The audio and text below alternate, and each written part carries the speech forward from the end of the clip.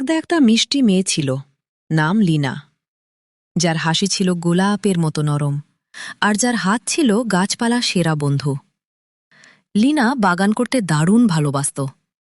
অন্য বাচ্চারা যখন খেলাধুলা করত বা প্রজাপতি ধরার চেষ্টা করত, লীনা তখন বসে থাকত মাটির পাশে।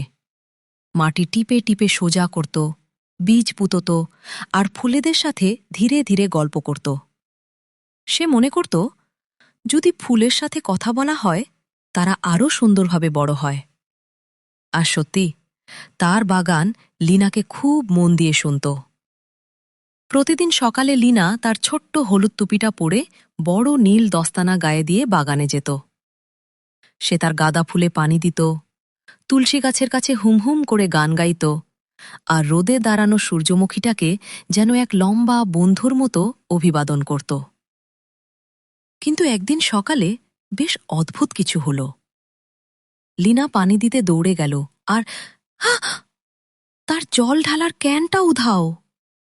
তার প্রিয় লাল ক্যানটা, যার গায়ে হাসি মুখে ব্যাঙের স্টিকার লেগেছিল। ও না, এবার ফুলদের নাস্তার পানি কে দেবে? লীনা দুশ্চিন্তায় ফিসফিস করল।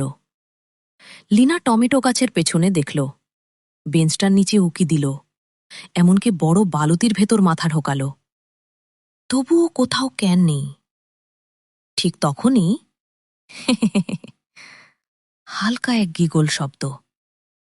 লীনা পিছন ফিরে দেখল, দেওয়ালে বসে আছে একটা নরম ফুলফুলে কাঠবিড়ালি, আর তার দুই হাতে ধরা লীনার সেই লাল জলঢালা ক্যান। আরে, এটা তুমি নিয়ে গেছ? লীনা বলল, রাগ নয়, বরং বিস্ময়ে। কাঠবিড়ালি খুশিতে লাফালাফি করে চেঁচামেচি করল। ওটা চুরি করতে নেয়নি, অত নিজের লুকানো বাদামগুলোকে পানি দিতে চেয়েছিল। আহারে, লীনা হেসে বলল, তুমিও বুঝি বাগান করতে চাও? কাঠবিড়ালি জোরে জোরে মাথা নাড়ল। লীনা ধীরে ধীরে এগিয়ে এসে বলল, আচ্ছা ঠিক আছে ছোট্ট সহকারী, আমরা দুজনেই বাগ করব, তবে আমাদের শেয়ার করতে হবে।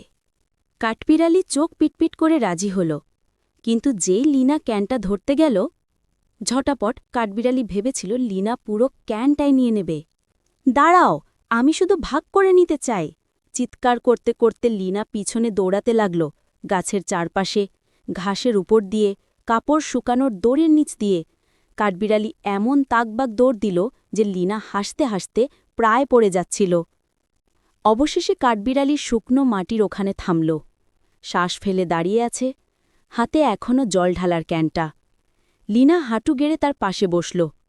দেখো, সে কোমল গলায় বলল, তোমার বাদামগুলোর পানি লাগবে, আর আমার ফুলগুলোরও লাগবে। একসাথে করলে দুজনকেই সাহায্য করা যাবে। কাঠবিড়ালি একটু ভেবে তাকাল, লীনার দিকে, ক্যানের দিকে, আবার নিজের বাদামের দিকে, এবং তারপর আস্তে করে ক্যানটা লীনার হাতে দিল। তারা একসাথে প্রথমে কাঠবিড়ালির বাদামের জায়গায় পানি দিল, তারপর লীনা ক্যানটা আবার কাঠবিড়ালিকে ধরিয়ে দিল। এবার কাঠবিড়ালি গাদা ফেলে পানি দিল, চেষ্টা করল যাতে বেশি না ছিটকে। লীনা হাততালি দিয়ে হাসল, ও, তুমি তো বেশ ভালো মালি। বাগানের সব ফুলও যেন খুশিতে মাথা তুলে দাঁড়াল। সেই দিন থেকে কাঠবিড়ালি রোজ সকালে লীনার বাগানে আসে। এখন আর সে ক্যান চুরি করে না, বরং বাগানের গেটের কাছে ভদ্রভাবে বসে থাকে, পা দুলিয়ে অপেক্ষা করে, যেন বলছে, আজ আমরা কোন গাছে পানি দেব?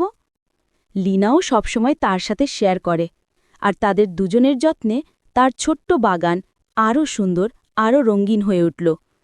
গল্পের শিক্ষা, ভাগ করে নিলে জিনিস কমে না, বরং বন্ধুত্ব আরও বড় হয়ে ওঠে।